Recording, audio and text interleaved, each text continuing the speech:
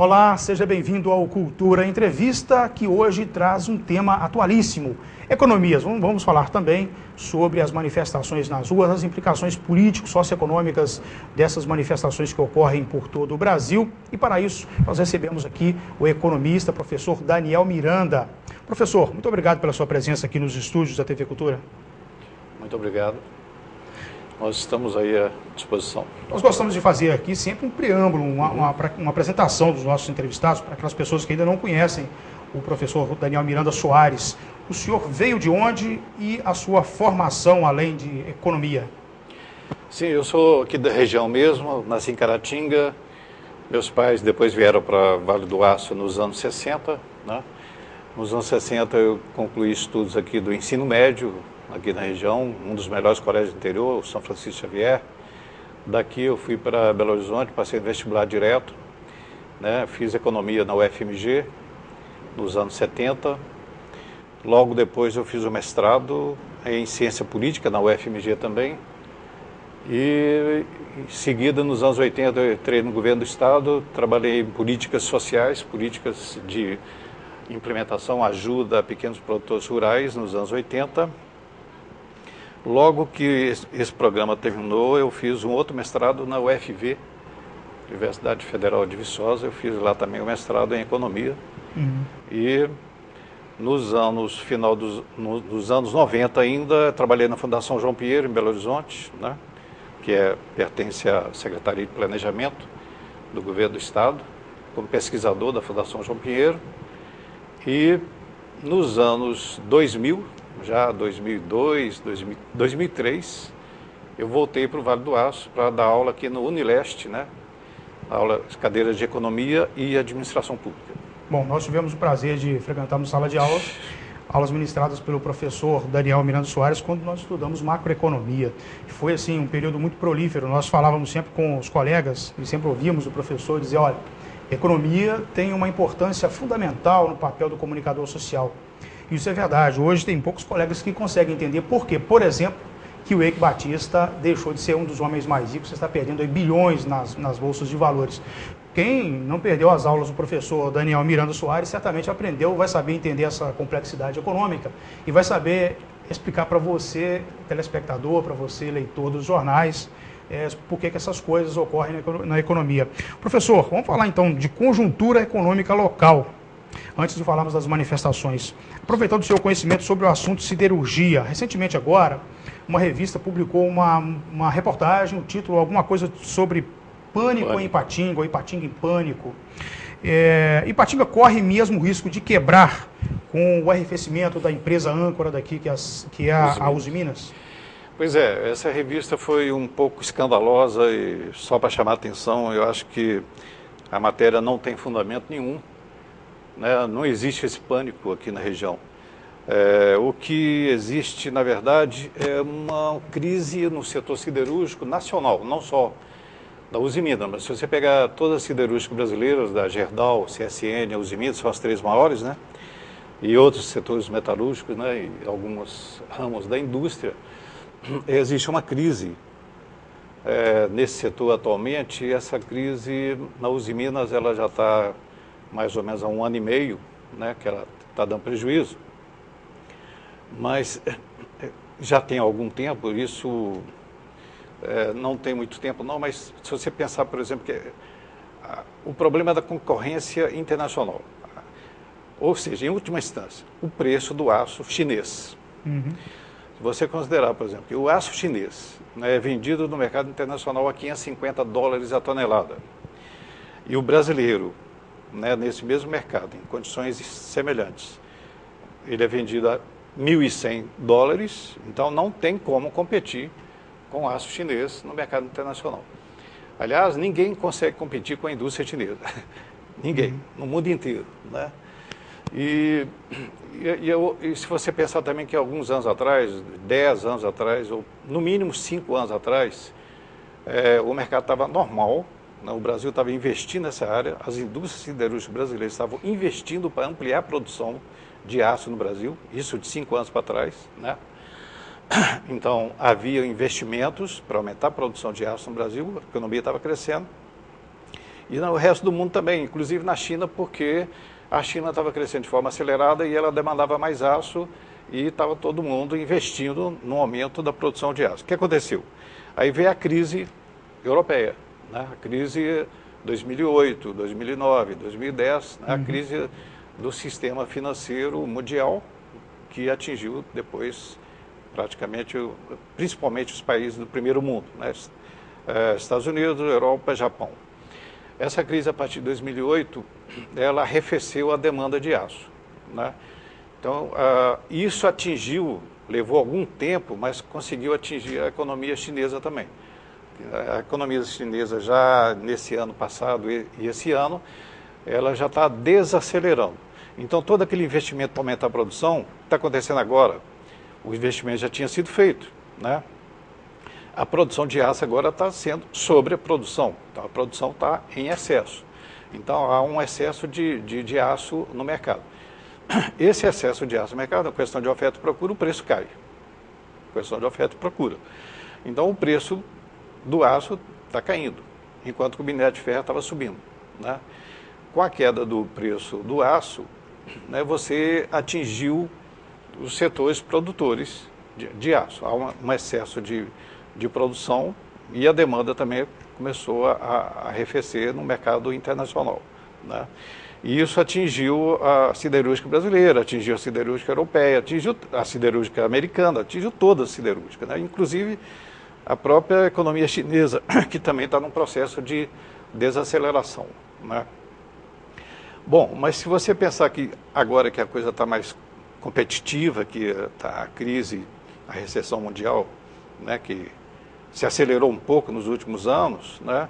Então, e ninguém consegue competir com a economia chinesa, porque os custos lá são baixíssimos, a mão de obra é baratíssima na China, né?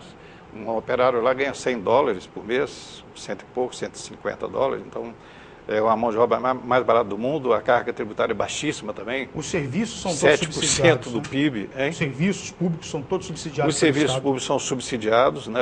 Inclusive o trabalhador chinês nem paga aluguel, né? Ele mora em prédios públicos, então ele paga uma taxa muito pequena. Ele ganha $100 e poucos, mas ele paga muito pouco de aluguel. Os serviços públicos são subsidiados, né? Saúde, educação, transporte público também.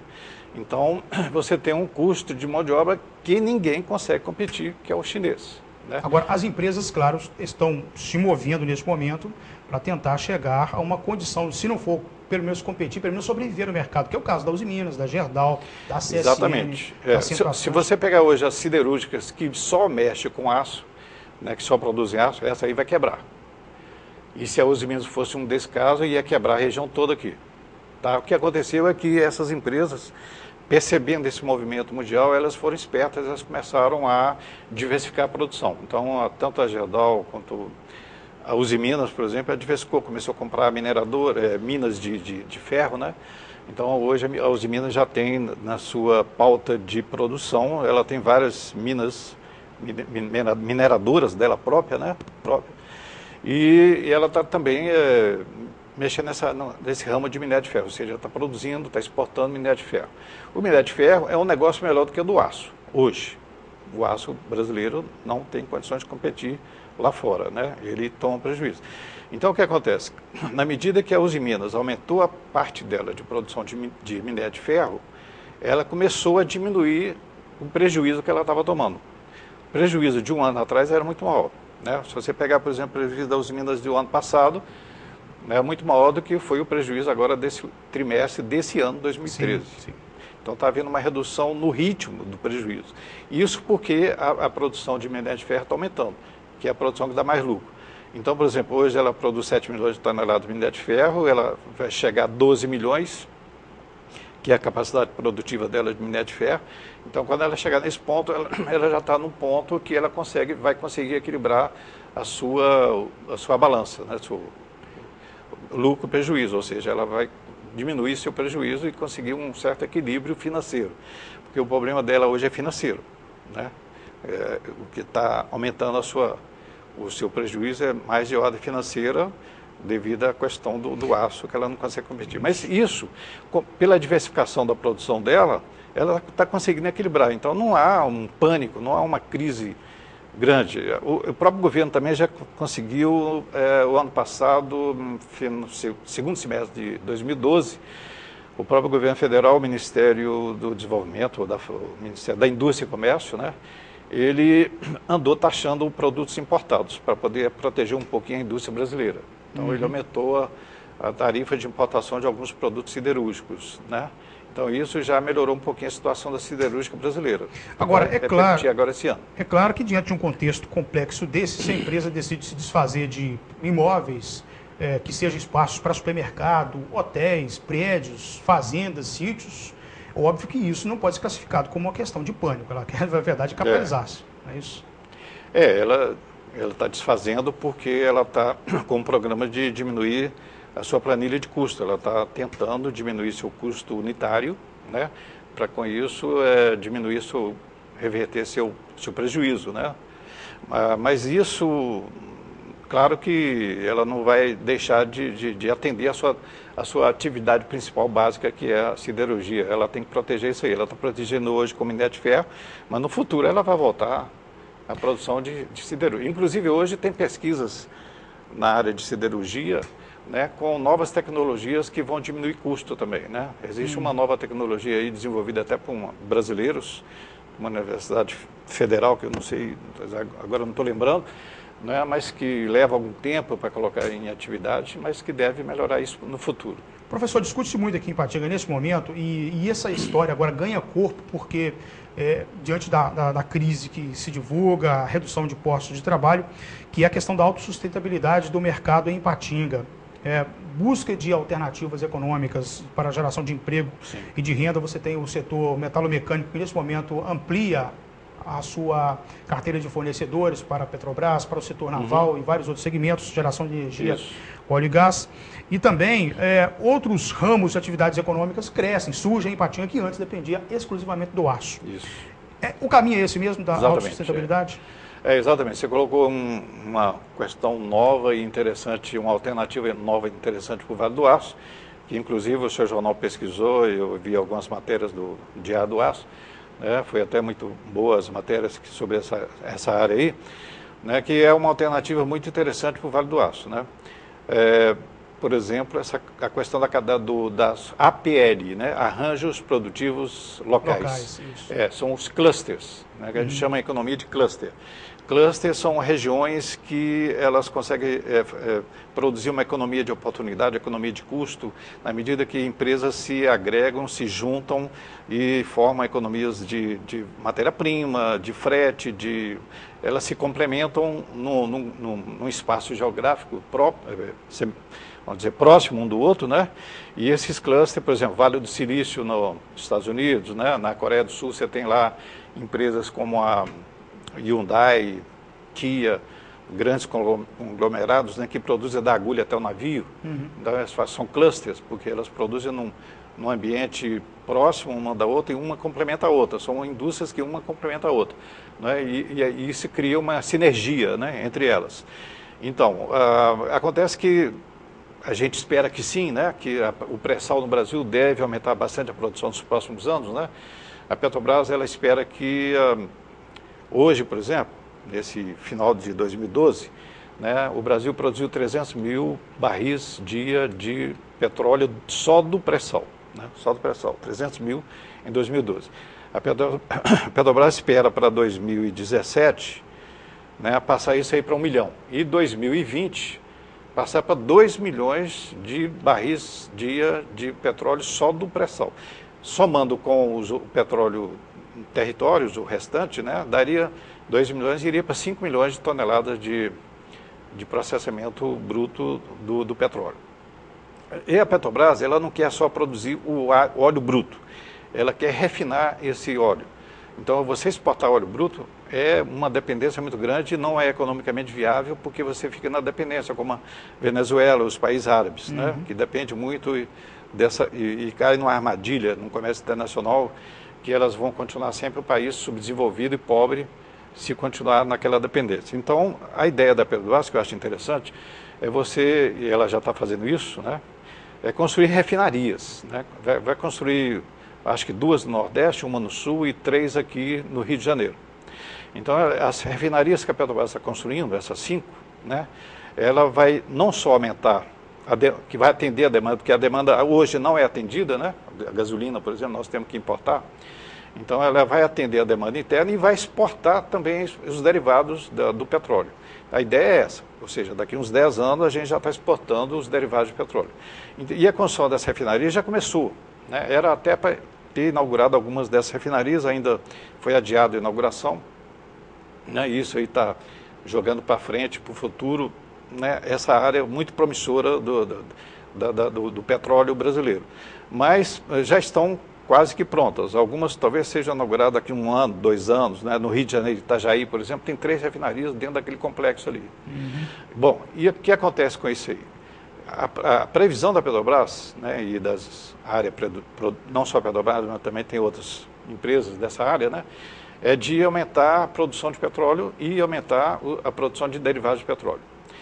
E como existe um programa de governo, né, de conteúdo local, ou seja, em vez do Brasil importar, né, peças, material, máquinas, navios, né, e outros produtos que são necessários para esse complexo industrial, né, o que está acontecendo? Existe um programa do Ministério do Desenvolvimento Industrial de incentivar a empresa brasileira para produzir e ser fornecedora do complexo do pré-sal. Não só o pré-sal, mas também indústria naval e gás também. Né?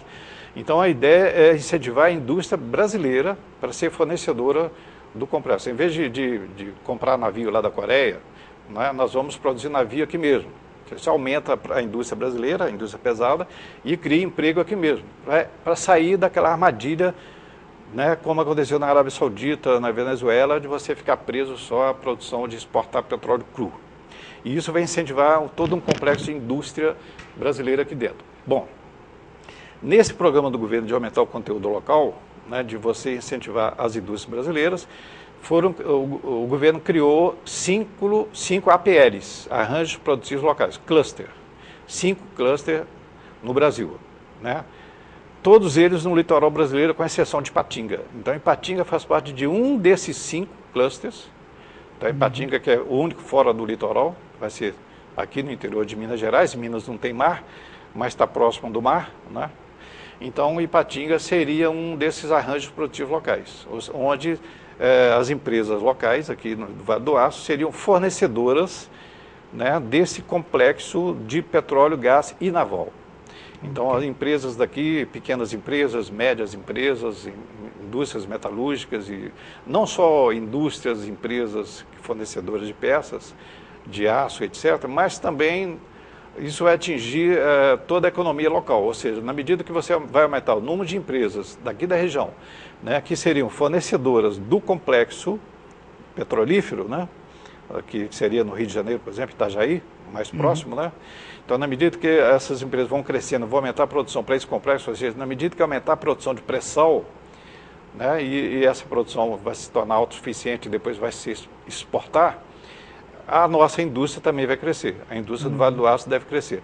E crescendo essas indústrias, aí, dezenas, talvez mais de dezenas, ela vai atingir toda a economia da região. Vai atingir não só o setor das indústrias, né, mas também o setor de serviços, educação, por exemplo, vai ter que formar profissionais, a Unileste e outros cursos podem engajar nesse processo, Senai, Senai, Sesc, né, Senac, Senai, principalmente Senai, hotelaria, turismo, ou seja, ela vai envolver, ela vai ter um efeito multiplicativo no arranjo. Exatamente que é o cluster. Para você ter uma ideia, uma das empresas que já está classificada e faz parte desse grupo que fornece para o setor naval, uma empresa de Ipatinga tem especialização em refrigeração, em ar-condicionado, em dutos de refrigeração, porque navio não é só solda, aço e motores, também, não. Tem que ter esse sistema de refrigeração também para tripulação do navio, e também para materiais. Alguns setores precisam de refrigeração. A empresa daqui é especializada e faz parte do grupo. Tem empresas de Ipatinga também, só para citar a questão da diversificação, vende softwares, desenvolve softwares em Ipatinga, vende para o Brasil inteiro e até outras partes do mundo. Tem uma empresa que fabrica uniformes aqui, vende para a América Latina, para a África. Refeição. Refeição também. Também tem uma empresa de refeição também que vai entrar né, nesse complexo aí Citar isso só para as pessoas terem ideia do quanto que foi exagerada e louca classificar essa história de Ipatinga, esse momento de mudança econômica de Ipatinga como uma situação de pânico. Professor, para terminar esse bloco aqui... Só completando aí, quer dizer, se você tem um setor que relativamente em crise, que é o setor siderúrgico, né? Por outro lado, você tem um setor que está em expansão, em verdadeira expansão, que é o setor petrolífero, que está atingindo aqui a região também. Indiretamente, a região está participando desse momento de expansão da indústria brasileira. Tá, nós vamos agora para um rápido intervalo, nós voltamos logo na sequência, e aí nós vamos ver o que seria um novo mercado de Ipatinga, um novo contexto, um novo modelo, com uma situação econômica diferente daquela que viveu até agora o Vale do Aço, até pouco tempo o Vale do Aço, que era uma dependência exclusiva do setor siderúrgico. Um minuto só para o intervalo.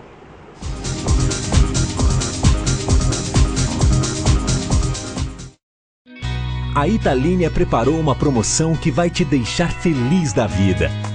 A Italínia Móveis de Ipatinga comemora 8 anos e quem ganha o presente é você. 8 vezes sem juros. Peça o seu orçamento pelo telefone 3822-7376. Italínia, compartilhando felicidade com você todos os dias. Italínia Móveis, Novo Centro, Ipatinga. Há quase 2 décadas procurando promover soluções estratégicas no segmento de higiene e limpeza no Vale do Aço, a Cleanup busca cada vez mais a proximidade com seus clientes através da busca de ferramentas facilitadoras do processo de limpeza. Dispondo de um amplo mix de produtos, equipamentos e acessórios para limpeza, valorizamos e respeitamos sempre o bem-estar do usuário. Trabalhamos com produtos químicos devidamente registrados na Agência Nacional de Vigilância Sanitária Anvisa. Atuamos também na linha de descartáveis e de produtos para atender os segmentos alimentício, médico, odontológico e industrial. Tudo com qualidade e pontualidade na entrega por meio de frota própria. Cleanup, negócios verdadeiramente limpos. Avenida Guido Marieri, número 190, Loja B, Bairro Iguaçu. Telefone 3822-4547. Se você não quer ter dor de cabeça na hora de fazer os seus serviços gráficos, procure a Gráfica Arte Publish. Moderno parque gráfico com profissionais atualizados, prontos para atender com rapidez, a cortesia e a pontualidade que o mercado exige. Gráfica Arte Publish, sinônimo de qualidade em serviços gráficos. Atendimento em sede própria, com assessoria jornalística, fotolito eletrônico e criação de peças publicitárias. Gráfica Arte Publish, mais que impressão, impressiona. Arte Publish, Avenida Londrina, número 400, bairro Veneza 2, Ipatinga. Telefone 3828-9020. Artepublish, @artepublish.com.br.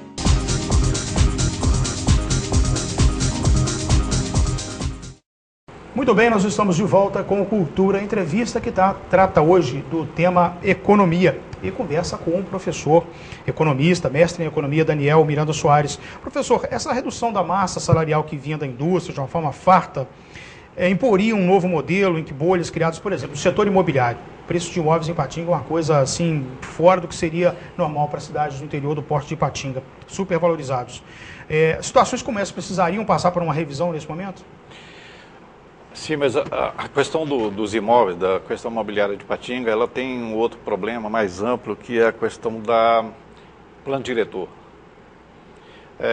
A gente está vendo agora com esse momento aí das manifestações populares, né, que essas manifestações, elas permitiram a população enxergar o caos urbano que existe no Brasil inteiro, né?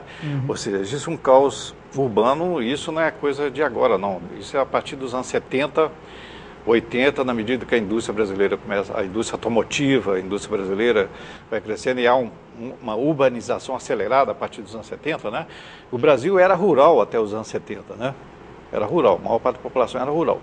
A partir dos anos 70, 80, 90, hoje nós temos quase 90% da população nas cidades, nos grandes centros. Então, os grandes centros brasileiros, e o Brasil tem muita cidade com mais de 1 milhão de habitantes, né? As capitais dos estados e mesmo cidades médias do interior, como Ipatinga, Juiz de Fora, Uberlândia. Uberlândia tem 700 mil habitantes. Então, houve um aceleramento urbano muito grande, rápido, sem nenhum planejamento, né? As coisas simplesmente aconteceram de forma espontânea, sem nenhum planejamento, sem nenhum controle por parte do Estado em geral. Isso desde os anos 70.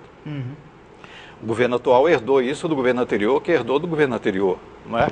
Então, se nós temos hoje um caos urbano e a população, com toda legitimidade, está reivindicando, né, uma melhoria nesse caos, então ela tem toda a razão e esses manifestos começaram por isso também, né, a questão da tarifa de ônibus muito cara, né, e o caos urbano, congestionamento muito grande, a cidade entupida de automóveis. Os hospitais que não atendem demanda. Exatamente, porque na medida que a população urbana cresceu muito, a infraestrutura das cidades não acompanhou o aumento da população dos grandes centros, né? São Paulo, por exemplo, daqui a 4 anos vai parar. Ou seja, daqui a 4 anos ninguém vai conseguir andar de automóvel no centro de São Paulo. Porque a velocidade média do automóvel lá é 10 km por hora. Então, se você andar de bicicleta, você anda mais rápido. Em Belo Horizonte, daqui a 8 anos, 12 anos, parece. O caos é generalizado no Brasil inteiro, que é o modelo urbano que o país escolheu de forma caótica e espontânea. Então, há necessidade do Estado começar a intervir. A Constituição de 88 já dá alguns parâmetros, né? Por exemplo, o governo, alguns anos atrás, não sei exatamente quando, já estava começando a exigir um plano diretor.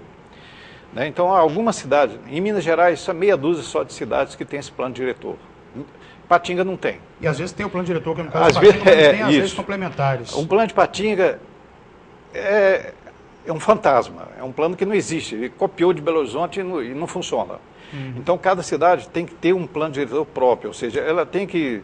O plano diretor, exatamente, é a questão que permite a mobilidade urbana, né? Ele tem que prever para onde que vai o crescimento imobiliário, onde vão ser construídos prédios com mais de 10, 20 andares, onde vão ser residências, onde vai ser o comércio, ou seja, o plano diretor, ele tenta planejar o crescimento das cidades e evitar o caos urbano, o congestionamento e essa questão toda hoje que está acontecendo hoje. Os planos diretores não estão funcionando. Para ele funcionar, tem que ter uma força política muito grande, porque ele tem que ter uma intervenção dentro da realidade. Não só, por exemplo, mexendo nas leis de uso do solo, que é uma questão importantíssima, a lei de uso do solo, né? Tem que começar vamos dizer assim, a regulamentar essa lei, ela tem que ou acabar com ela ou fazer uma outra bem diferente para resolver a questão urbana. Então tem que mexer todo na estrutura urbana da cidade. E para isso o plano diretor é fundamental. Ipatinga não tem, Belo Horizonte também não está funcionando. Então esse é um problema que, como essas manifestações populares pegou todas as cidades do Brasil, então vai ter que ter um plano nacional que vai dar uma diretriz para que outras cidades também possam seguir. E aqui um caso típico, porque lembro bem que começou em 2009. Seguidas vezes, quantas vezes nós machetamos no jornal? Plano diretor em discussão, plano diretor audiência pública, plano diretor reunião no Betânia. Aí 2009, 2010 nada, 2011 nada, 2012 nada, 2013 estamos no mês de julho e nada. É justamente sobre essa demora, porque há muita conferência, audiência, e as coisas não ocorrem, as coisas não são desenvolvidas na velocidade que são necessárias para atender os interesses da população. Aí o povo vai para a rua, infelizmente... E reclama com toda justeza. Com razão. Né? E as implicações sociais? E se essas manifestações não saírem das ruas, professor? Ficamos aí uma semana sem manifestações, praticamente uma semana, né? Principalmente o plano nacional nas cidades maiores, em Belo Horizonte, Rio e São Paulo, teve só mais uma na semana passada. E se essas manifestações não saírem das ruas? Pois é, essas manifestações elas começaram muito bem com a questão tinha um foco inicial bem definido, que era a redução da tarifa de ônibus e transporte público em geral, metrô, Deu etc. certo, eles ampliaram a pauta. Aí na medida que, no início, até que não ia dar certo não, porque só tinha 2.000, começou em São Paulo, né? 2.000, 5.000 pessoas nas ruas, era um movimento fraco, MPL, um movimento recém-criado agora, né? Mais de jovens. Então, não tinha muita força no início. Mas o que aconteceu é que o Alckmin ajudou muito, né? Porque o governador de São Paulo, ele baixou o cacete em cima dos manifestantes. Houve uma repressão violenta em cima dos manifestantes em São Paulo, no centro de São Paulo. Essa repressão violenta, inclusive os meios de comunicação ajudaram o Alckmin, até incentivaram a fazer isso. Né, os meios de comunicação em massa, a grande imprensa brasileira, estava apoiando o Alckmin e estava ajudando e queria que os governos metessem o cacete em cima dos manifestantes. Mas como a repressão foi tão grande e violenta, o pessoal reagiu. a reação dos próprios manifestantes. O movimento cresceu, mas cresceu estupidamente a partir daí. Logo na semana seguinte, das outras semanas, o movimento só foi crescendo, né, e até chegar a 200 mil pessoas nas ruas, ampliou muito, né. No início tinha um foco determinado e depois ele passou a diversificou bastante. Aí vem a questão de como é que se analisa esses movimentos. Deixaram de ser aquele movimento inicial. Depois, uma semana, no mês de junho, né, houve uma evolução no movimento, mas o movimento ele foi muito também, de certa forma, anárquico, né, ele foi muito espontâneo. Né? Você tem aí juventude, adolescentes, estudantes, principalmente classe média, né, que é a maioria desses manifestantes, classe média, não tem negro nem pobre nesse movimento, a maioria é classe média.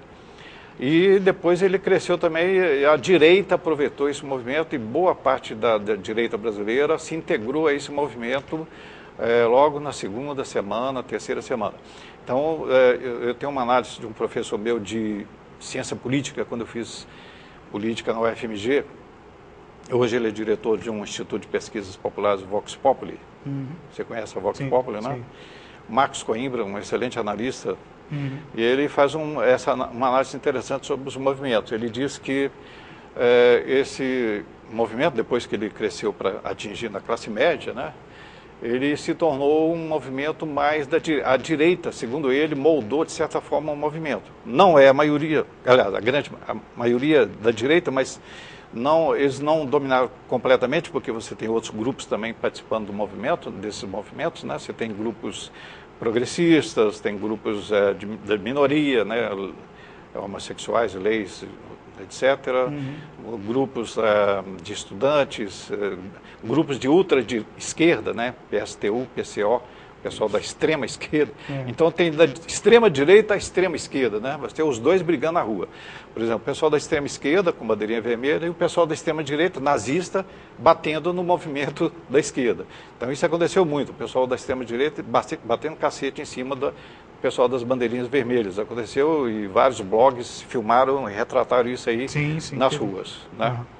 Mas, segundo o Marcos Coimbra, esse movimento é muito mais um movimento de classe média. E ele fala o seguinte, um movimento com um certo direcionamento da direita brasileira, mas que é um movimento também semelhante ao do espanhol, da praça em Madrid, né? Madrid, Espanha, da Praça do Sol, em 2011. Né? Você tinha lá os jovens protestando e durante várias semanas nas praças públicas da Espanha. Um movimento semelhante ao que está acontecendo aqui, aconteceu um movimento semelhante àquele, e os outros nos Estados Unidos, Occupy Wall Street, etc. Mas o movimento brasileiro, a única semelhança é essa, ou seja, um movimento espontâneo, né, de classe média, que contesta o sistema político e as instituições brasileiras que não representam o cidadão comum. Principalmente, desculpe te interromper, os veículos de comunicação tradicionais, eles estão apanhando muito. A Globo, principalmente, está sob julgamento nesse momento, né? Já era esperado, professor? Sim, é esperado. Por que o senhor acha que essa reação contra os veículos convencionais ou tradicionais, vamos chamá-los assim? É onde eu vou chegar. Primeiro, retomando um pouquinho o Marcos Coimbra, ele fala o seguinte, esses movimentos estão protestando contra os políticos, né, e as instituições que não representam os seus ideais políticos. Então, a classe média, por exemplo, a direita brasileira, a direita, estou falando aí, a população classe média, ela não se acha representada pelos partidos de direita brasileira. Então, por exemplo, PSDB, DEM, PPS, são os partidos que fazem oposição ao governo atual, que são de direita, são muito fracos. Segundo eles, são muito fracos, não representam nada. São partidos que estão, inclusive, realmente estão diminuindo a sua importância no cenário político brasileiro, porque eles estão elegendo cada vez menos políticos e eles não têm força suficiente para fazer oposição ao governo federal. Então, a direita percebeu que os partidos políticos não têm força suficiente. Aí o que aconteceu? Segundo momento, aí entra a imprensa. A grande imprensa brasileira, ela está tomando o vácuo dos partidos políticos que não conseguem ter força para fazer oposição. Então aí entra a grande imprensa, a TV Globo, né, os jornais, grandes jornais, Estado de São Paulo, Folha de São Paulo, Estado de Minas.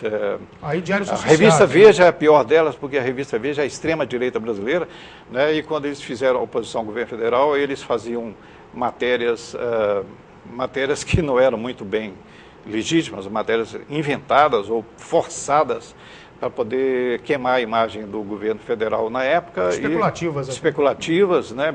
Usaram bandidos para poder levantar informações a respeito do governo, para poder queimar o governo. Né?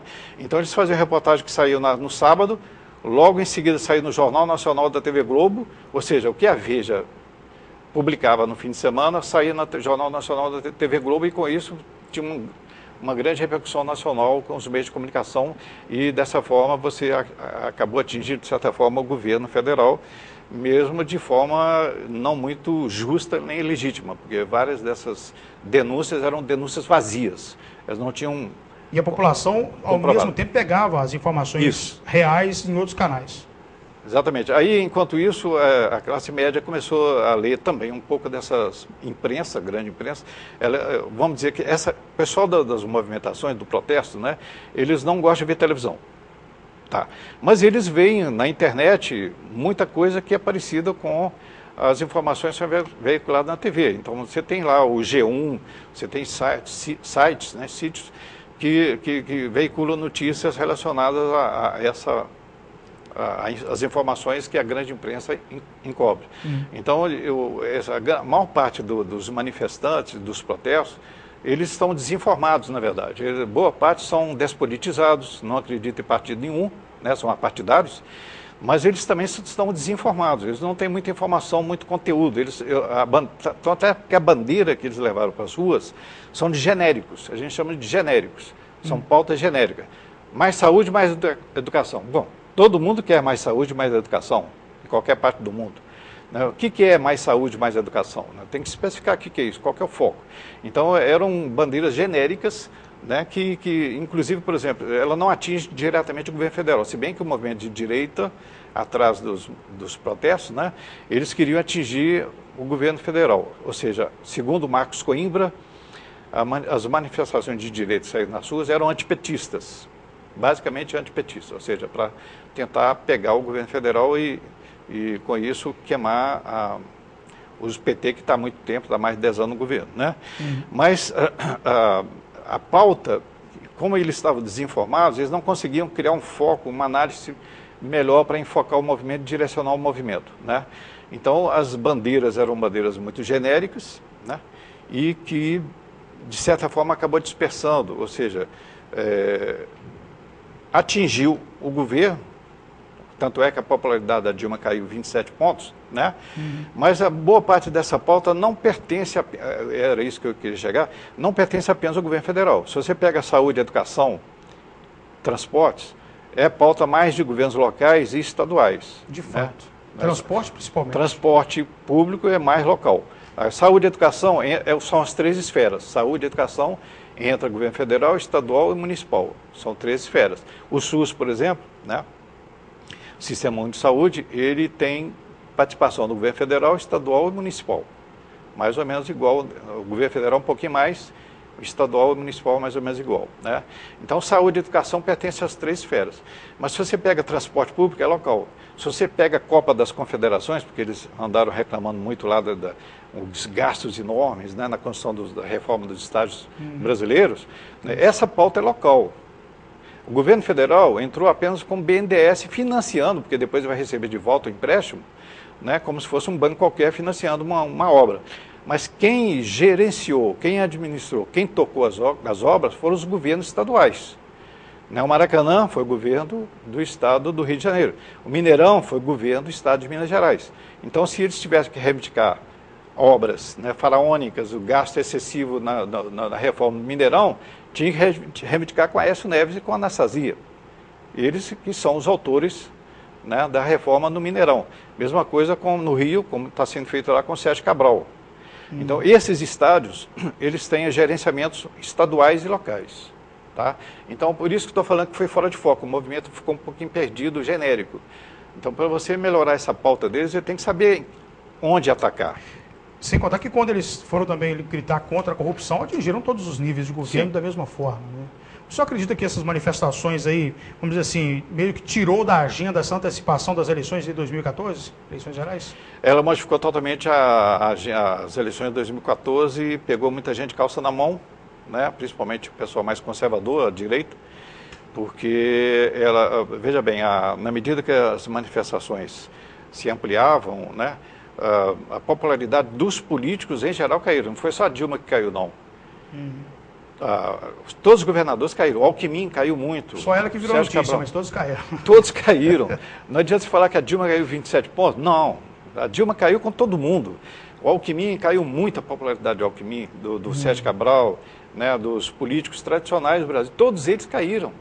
Todos os políticos. Então, a corrupção atinge todos os setores, né, todos os políticos em geral. Vamos fechar esse bloco aqui com uma análise, voltando a essa questão da análise da mídia.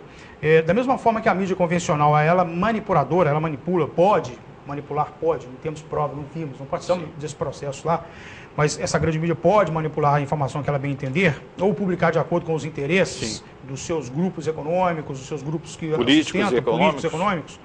Também as redes sociais são facilmente manipuladas. Nós vemos informação errada, equivocada, plantada o tempo todo. Só que nós conseguimos enxergar essas informações equivocadas em função de informação. Mais informação. Exatamente, mais informação. Mas quem não tem informação não vai ficar também à mercê das informações equivocadas. E aí, com um detalhe, na rede social é muito mais fácil plantar uma informação equivocada, enganosa, do que num veículo convencional. Sim. Não é esse risco? Exatamente.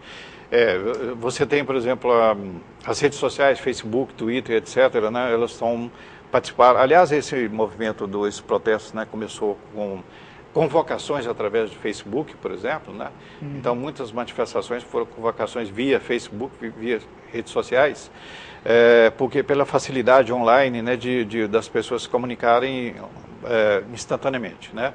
Mas o Facebook, como se disse, né, ele aceita qualquer coisa, aceita todos os movimentos de direita e esquerda, e aí os nazistas entraram muito no Facebook. Você tem, por exemplo, é incrível como a direita cresceu no Brasil nos últimos anos, né? Os nazifascismo, por exemplo, o movimento nazifascista aí, né, que no Facebook, que é uma coisa incrível. Por exemplo, se você pega a revista Veja dessa semana, você tem nas páginas amarelas uma entrevista, né, com um desses manifestantes, né, ele disse que participou nas ruas das manifestações. E é um funcionário da TV Globo, é um dublê da Globo. Não é? E ele já colocou, até no Facebook dele, alguns blogs já pesquisaram o que ele publicou no Facebook, ele fala na entrevista que é contra a violência, mas ele já colocou que é a favor da violência no Facebook. Tá. Né? Professor, só para esclarecermos uma coisa aqui, quando nós falamos assim, direita e esquerda, bom, direita, o sujeito logo pensa no PSDB, pensa aí nos partidos DEM, PPS. No DEM, PPS. Quando se fala em esquerda, a pessoa pensa logo no PCdoB, no PT. Na verdade, quando o senhor refere a direita e esquerda, o senhor está se referindo a conceitos políticos, a conceitos e ideias, não a partidos políticos exatamente, né? Só para que as pessoas entendam rapidamente essa questão, eu sei que merecia talvez até um programa inteiro, e talvez trazendo aqui um cientista político, mas enfim. Direita, o conceito prático, real mesmo da direita, o que seria a direita exatamente? A ideologia, a ideia de direita?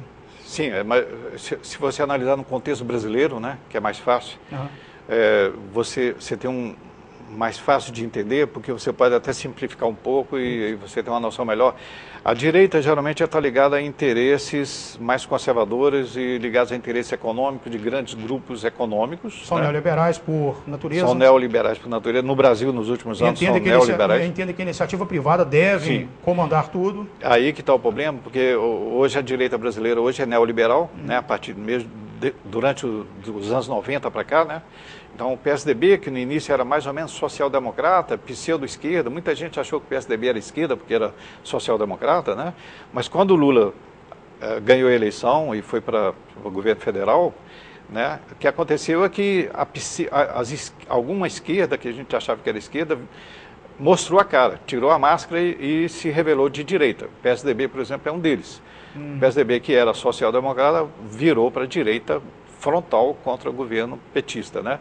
Então, quer dizer, se você tem um governo de esquerda, que seria o PT, chamado, vamos dizer, um partido de massa no Brasil, o único partido de esquerda que tem no Brasil hoje é o PT, que é um partido de massa que... Mas eu acho que ainda é mesmo de esquerda, que o PT ainda é um partido de esquerda. Não, pode ser um partido que tem esquerdistas, alguns esquerdistas. Mas eu ainda acho que é de esquerda, não é aquela esquerda dos anos 80, 90.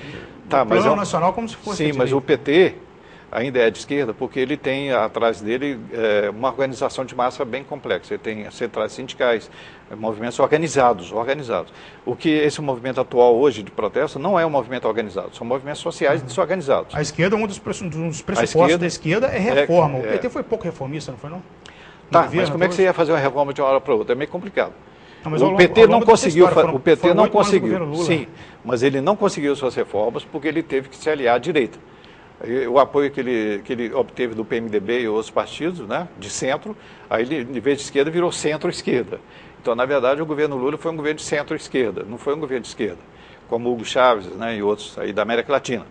Mas aí o PT perdeu aquela pureza dele, de esquerda, virou um governo aliado à própria direita e setores da burguesia nacional. Tá, mas isso não impediu, né, que o governo Lula e Dilma encaminhasse uma pauta mais progressista, como, por exemplo, os programas sociais. Os programas sociais, a valorização do salário mínimo, a Bolsa Família e outros programas sociais implementados pelo governo Lula e Dilma conseguiram fazer uma coisa que nunca foi feito antes no Brasil, nos 500 anos anteriores da história política brasileira, que é distribuir a renda, né? Houve uma certa distribuição de renda no governo Getúlio Vargas, no governo JK.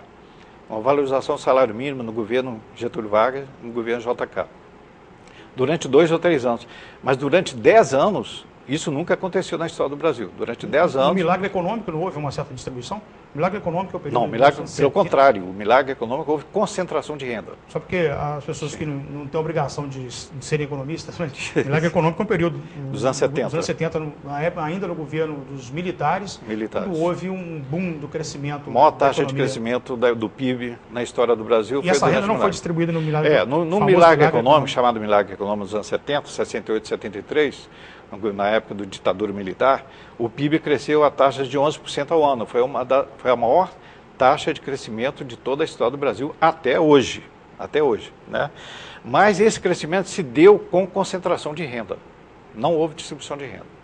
Agora, o que aconteceu que é inédito, por isso que eu falo que foi um avanço do governo petista de Lula e Dilma, né, é que durante os 10 anos do governo Lula, 2003, 2013, nesses 10 anos, você houve algum crescimento econômico, não foi fantástico, mas houve crescimento econômico do PIB, com distribuição de renda. Ou seja, o PIB cresceu, aumentou o número de vagas e número de emprego, né, com distribuição de renda. É isso que foi fantástico. Ou seja, nesses 10 anos, houve distribuição de renda no Brasil. O coeficiente de Gini, que era 0,59 no início do governo Lula, né, caiu para agora 0,52. Foi uma queda fantástica na concentração de renda desse governo. Então, esse lado progressista é que a direita não aceita e é que a direita mais combate. Mas é que é o melhor que eles puderam fazer. Eu acho que é um avanço enorme, é um avanço social no Brasil que no futuro todo mundo vai reconhecer. Então, essa parte de avanço tem que ser reconhecida.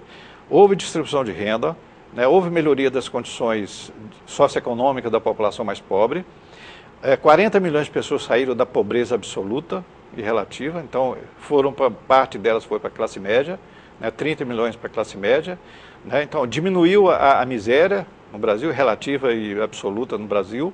Então, esse progresso é que aconteceu, que tem que ser dado graças a esses governos aí. Né? E o que aconteceu foi o seguinte também, a população mais pobre no Brasil, né, houve uma melhoria de renda de mais de 80% das classes mais pobres. Classe E, classe D, né? Houve um crescimento de renda média dessas classes mais populares de mais de 100%, parece que mais de 100%, 110%. Enquanto que as classes mais ricas, os 10% mais ricos, o crescimento foi menor.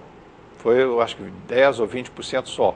Então, a classe média brasileira não foi muito beneficiada com o avanço que houve durante os governos petistas. Críticos dizem, inclusive, que esse crescimento aí da classe menor, a classe mais pobre, se deu justamente em função dos recursos que foram tirados da classe média. Sabe que tem isso, né? Não. Tirar da classe média como? Da classe que já estava na média, foi retirado e repassado. Atingidos, beneficiados. Não, porque foram extremamente atingidos com sobretaxa, com impostos, enfim, uma série de coisas. Não, porque não houve aumento da carga tributária. Se você pegar, por exemplo, a carga tributária no início do governo Lula, né, ela permanece praticamente a mesma até hoje. Ela aumentou durante o governo FHC. Tá, que era 27%, foi para 37%, 35%, 34%. O governo Lula foi de 37%, diminui um pouquinho e continua nessa faixa de 35%, hoje está 35%. Então não houve aumento da carga tributária, na verdade. Então você não pode dizer que o governo tirou renda dos mais pobres para levar para os... Não houve isso. Houve crescimento de todas as classes sociais. Todas as classes sociais aumentaram a renda. Os ricos aumentaram a renda, a classe média aumentou a renda e os pobres aumentaram a renda também. Tá? O que acontece? Você pode fazer isso. Se a economia estiver crescendo, você pode fazer isso. É tranquilo. Não tem como. Você não vai tirar de uma... Só porque houve crescimento, não quer dizer que você tirou de uma para outra crescer. Não. Entendeu? Em economia todo mundo sabe disso, macroeconomia, você pode ir lá nos clássicos, lá, até os americanos sabem disso, né, os neoliberais, é que você pode ter o crescimento econômico de todas as classes. Okay. Professor, um minutinho só para o intervalo, nós voltamos com a sequência dessa conversa aqui sobre economia e política no Cultura Entrevista dessa semana. Um minuto só.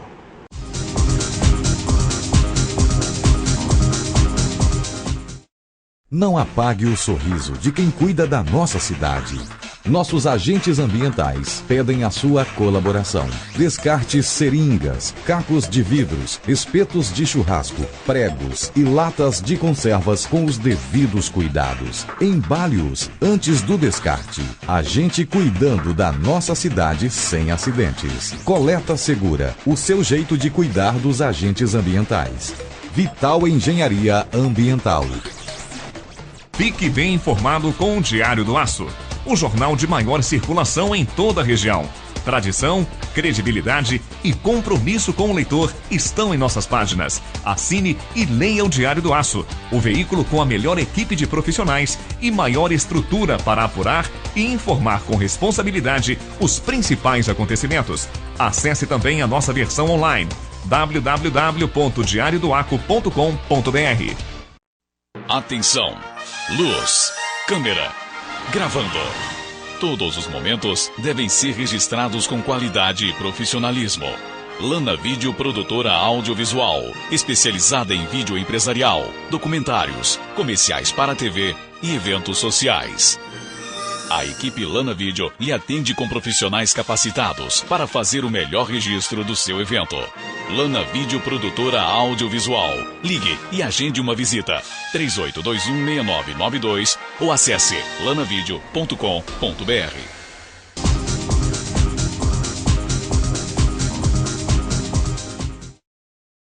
Estamos de volta com o Cultura Entrevista de hoje, que trata do tema economia. Recebe o convidado, o professor economista Daniel Miranda Soares.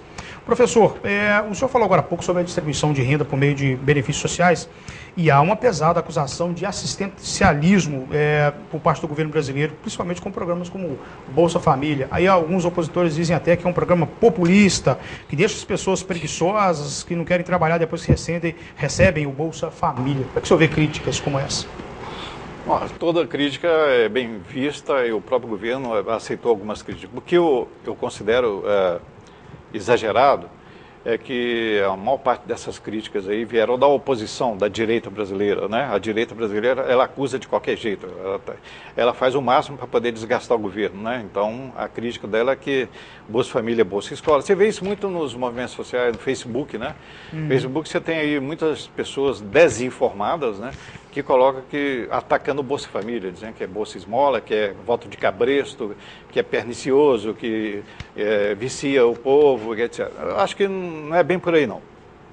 Essas são críticas muito levianas e elas não consideram mais a fundo a questão.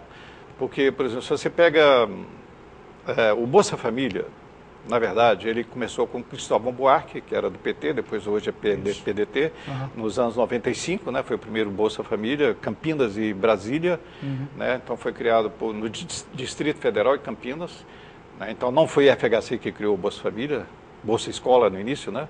Inicialmente era Bolsa Escola. Bolsa Escola, foi criado com Cristóvão Buarque, né? O governo FHC implantou o Bolsa Escola no final do governo dele, já no último ano do governo FHC, 2001, 2002. Faltava um ano para terminar, né, ele fez até de forma eleitoreira, realmente ele tentou usar de forma eleitoreira, porque tinha eleição em 2002. E ele criou 200 mil bolsas, uma quantidade muito pequena de Bolsa Família, aproveitando a experiência anterior que existia, né?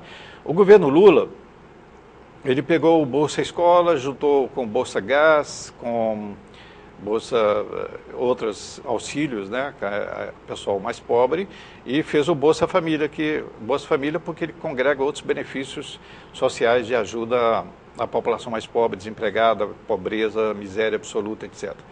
Então, ele pegou a ideia básica do Cristóvão Buarque, né, continuou com ela, ou seja, o Bolsa Família, ele tem uma ligação, é uma ajuda financeira, né, R$70 per capita por família, né, que a família pode receber mais que isso, até R$200, ou não passa de R$200. Uma das obrigações é manter o filho na escola, cartão de vacina. Essa ajuda financeira, ela está vinculada a manter os filhos na escola, matriculados, tem que provar que eles são matriculados na escola, né? Tem que ver o boletim, e está vinculada também à área de saúde, vacinação, consulta médica, etc. Então, ela está vinculada a aspecto de saúde e educação. Tá? Isso estimula os filhos das pessoas que recebem Bolsa Família a melhorar seu desempenho escolar. Tá? Foi provado, pesquisas, né, recentes, aliás, não tão recente, mas pegando o período tanto do Cristóvão Buarque quanto o período do Lula, né, já foi feita pesquisa de que os alunos matriculados, alunos na rede de ensino, né, cujas mães recebiam Bolsa Família, tinham um desempenho melhor do que os que não tinham Bolsa Família.